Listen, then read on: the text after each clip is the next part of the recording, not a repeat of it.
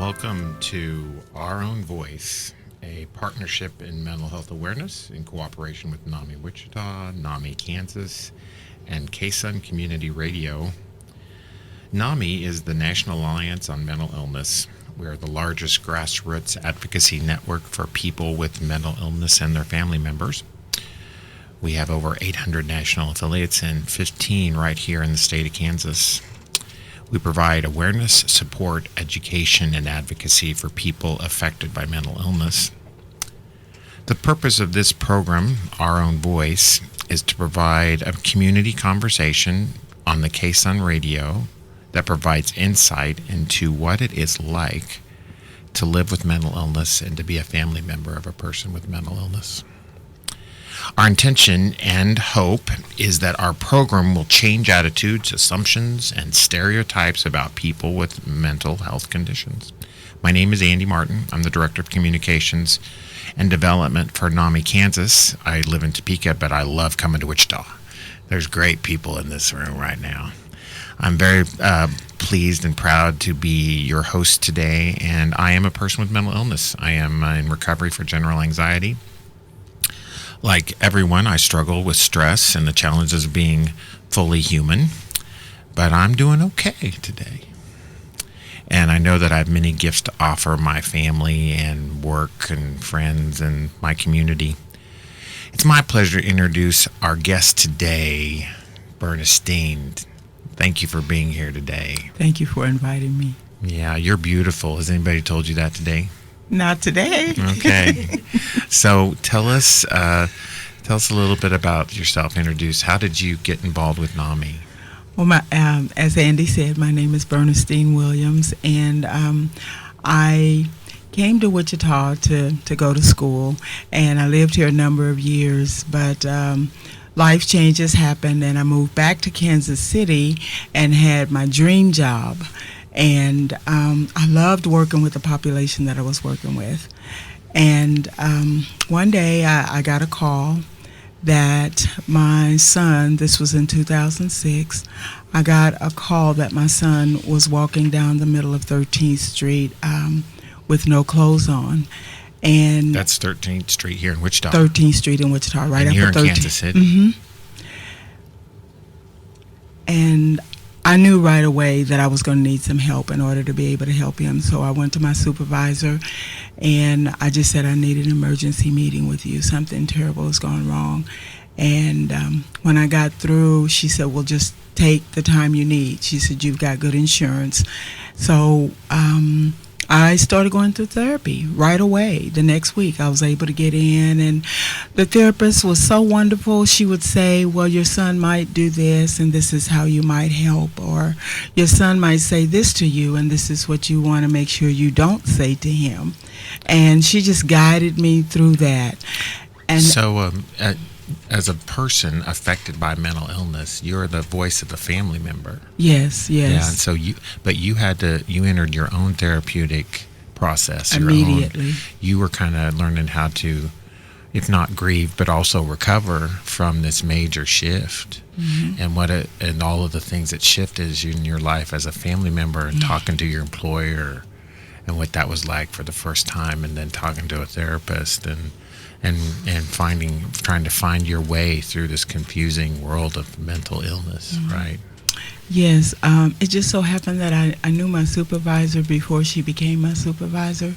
So it was really a lot easier for me to share with her than possibly somebody that I did not know previously, because I knew that she understood that, I was a good worker and I just needed time off. I just needed to be able to handle it. So I didn't have the pressure of my job, which was really good. One of the things that we'll be talking about today is the challenge of overcoming the negative stigma mm-hmm. of mental illness, and how difficult it for those of us that have mental illness it is to talk about our own mental illness, but then for our family members and how to overcome that. So again, you were kind of telling us how you found out about NAMI. Mm-hmm. So how do you intersect this National Alliance on Mental Illness? Well, I realized that I would not be able to help my son effectively if I stayed in Kansas City. So about a month before I resigned my position there, my therapist said there's an organization that you might be interested in. She used to work in Wichita, and so she knew about NAMI Wichita. She said there's an organization that you might want to get connected with that will be support to you and will educate you on some things you need to know in order to be able to help your son. And so I contacted NAMI, and the first time I went, I knew that I had the support that I needed. It was so welcoming. Yeah. I mean, really, I'm going to be honest, NAMI literally has saved my life as far as just knowing some of the things that I needed to do. And then about 3 months ago... So we're going to take a Okay. break here, and we're listening to Our Own Voice, the family member.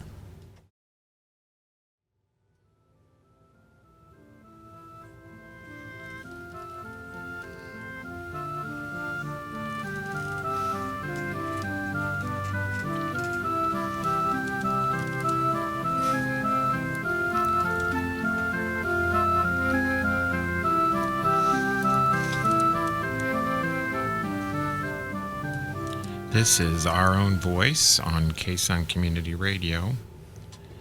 I'm talking with Bernestine Williams, and we're talking about the voice of the family member. And I want to thank you again for being here. I need to give a couple shout-outs to our producer, our production team. David Peterson's our executive producer, and he schedules all our guests, and David Larson's our technical producer, and he helps me know when to stop talking. So you were just describing how NAMI had saved your life, the National Alliance on Mental Illness. Mm-hmm. Tell us a little more about how you experienced that. Well, I was just so overwhelmed by the expectations of what family wanted to see happen with my son. Why doesn't he stop acting like that? And he's just acting out. He just needs to stop it. And the expectation was that I was going to fix it, because in the past I had been a caregiver for a lot of family members, and but this was so different. Maybe we should give your son a name. What's your son's name? His name is Clayton. Clayton. Mm-hmm. And he's 38 years old.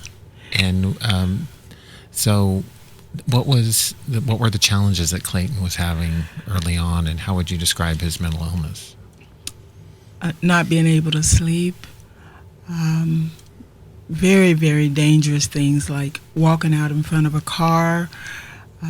As we were going down I-35, he opened the door with the Mack truck behind us, and I was in the middle lane, so I had to hold on to him to keep him in the car and stir the car at the same time. Like I say, I've seen him walk out and he's been run over by a car. Just dangerous, very risky things that he's done. So what would be the illness that he has? What's the brain disorder? Okay, he has a schizophrenia, bipolar, and then 5 years later he was diagnosed with extreme borderline personality disorder. So he is always always struggling to stay safe. Is the best way I know how. He has real difficulty with reality. Very much. And so his reality and what he experiences and hears and sees and his senses are very different than what you as a parent or as a family member experience. Yeah. And so just kind of what I heard you saying is that your family members, the other people in your family, would have struggled with his different reality. Mm-hmm. They thought he was just acting out to get attention, and they had no clue.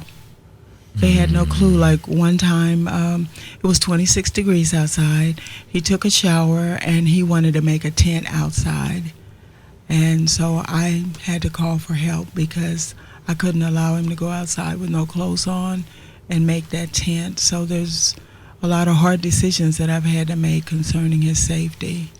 You know, it's really difficult for any I'm the parent of 3 children, and the growing up process for becoming an adult parent of an adult child. But man, I can't imagine what it means to be an adult parent of an adult child now that has a mental illness. Now, are you in a guardianship, or do you have any decision-making power here? No, actually, we went for guardianship, but we were told that the day that he shows up for court, if he showed that he was fairly stable, that they probably would not award us guardianship, even though we have documented over and over things that have happened that were not safe for him, and even suicidal. He's attempted suicide 5 times. One time he attempted, and they took him from the intensive care of Wesley Hospital to Osawatomie, and he was out in 3 days. So he still has decision-making power, so to speak. Absolutely. We lost because on the day that we showed up for court, he was stable, so they threw it out. So what kind of a living arrangement is he in now, and how do you guys manage that? Currently, he is an inmate at El Dorado Correctional Facility. About 3 years ago, he and one of his friends were at a convenience store, and they decided that they wanted an energy drink, so they stole it. And he was arrested. And for that, because he became involved in the justice system after his mental illness developed. Before then, he had no previous police records or anything. But he became a felon. So he was with somebody that had a knife in his sock. It wasn't even out. And the judge gave him 48 months in prison. Wow. And so he was a resident at Larned Mental Health. We're going to take another break, but man, you just tell these stories great. So. If you would like to learn more about the National Alliance on Mental Illness and how you can get involved in mental health advocacy, please visit our website at NAMI.org.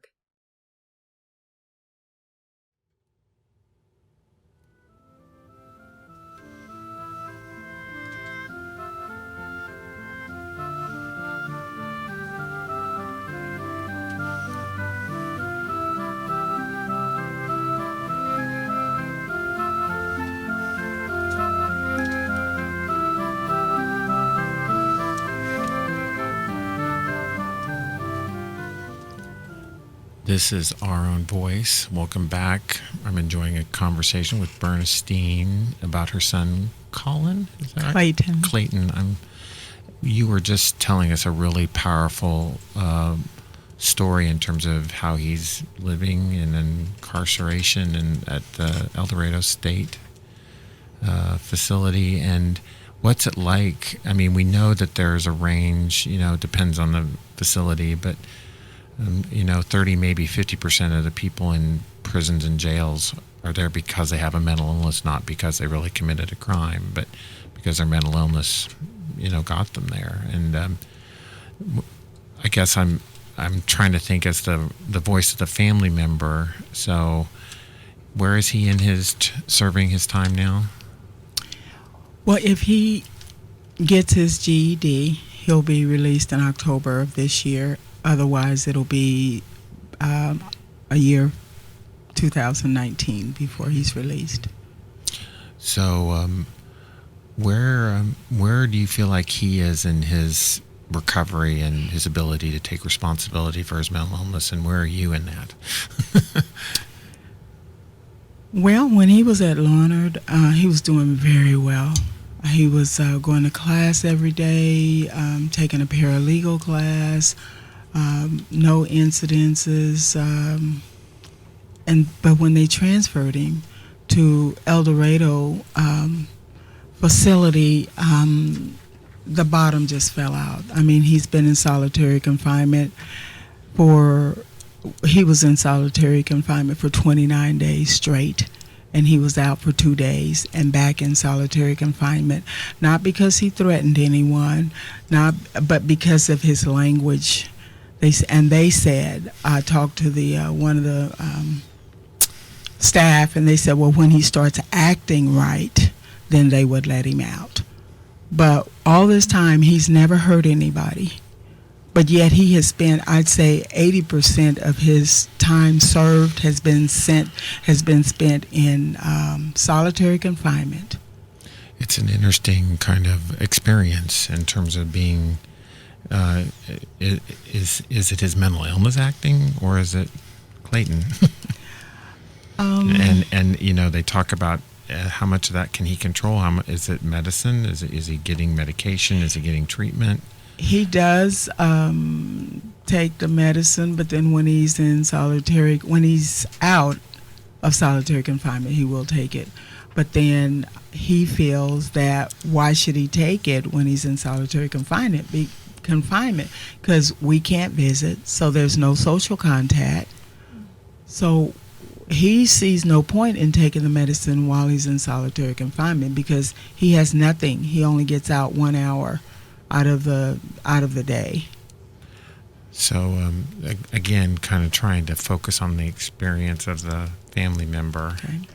So how do you handle all this? How do you deal with all this, Bernestine? Well, I have to say my faith has been the pillar for this. And then the other thing goes right back to NAMI. I have so much support. I mean, I know that if I called anybody in NAMI, we can almost finish each other's sentences because of the experiences that we've had with loved ones. So NAMI has been there for me. I don't know how else. So it's that emotional support. Yeah, that connection. It's like a connection that you don't feel anywhere else. At least I haven't experienced it. And I have a wonderful church group, but it's not the same. Because immediately when you come into a NAMI meeting, you know that you're there for one or two reasons, either because you're probably living with a mental illness or because you have a loved one. So that common ground gives you such a bond. I know when I went to Las Vegas, Nevada for the National NAMI Convention, it was over 5,000 people there. But you know what? Everybody that I met, I felt like I had been knowing them all my life. Yeah, I went to my first convention last year too, and I know exactly what you're talking about. Yes. So another, I can only imagine, it's one thing to have the emotional support, but it's nice to know other people that have been in the same situation. Mm-hmm. And how do you navigate not just the mental health care system, but the legal system? I mean, I can only imagine, because they don't write books on how to do this at the same time you're dealing with a mental illness. Well, for us, our family is coming together, and we are realizing that we do need to support him, which is powerful. But I think it's only because they saw my persistence that I was going to become educated as to how to help him and how to be a voice, not only for him, but other people in the community. Because the stigma that is on mental illness, it's not on people that wear contacts, right. But yet it's a medical illness. So we're going to kind of take another break here, but our own voice, people with mental illness and their family members, and trying to understand how do we talk about mental illness and bring health to it.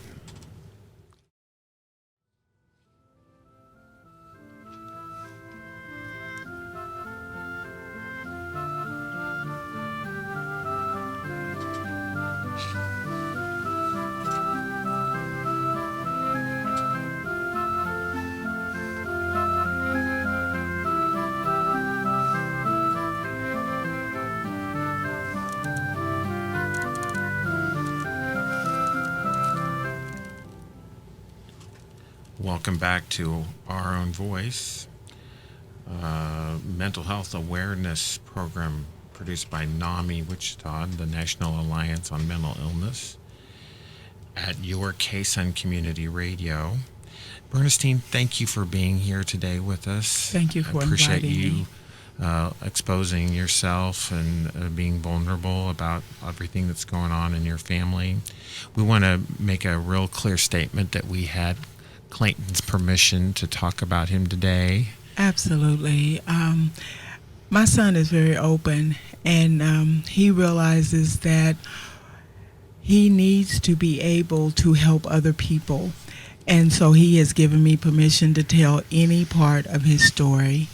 And as a matter of fact, when he is well enough, he is going to become a peer educator, or he's going to be involved in the peer That's program wonderful. where he can help other people because he's interested in helping eradicate the stigma that goes along with this medical condition.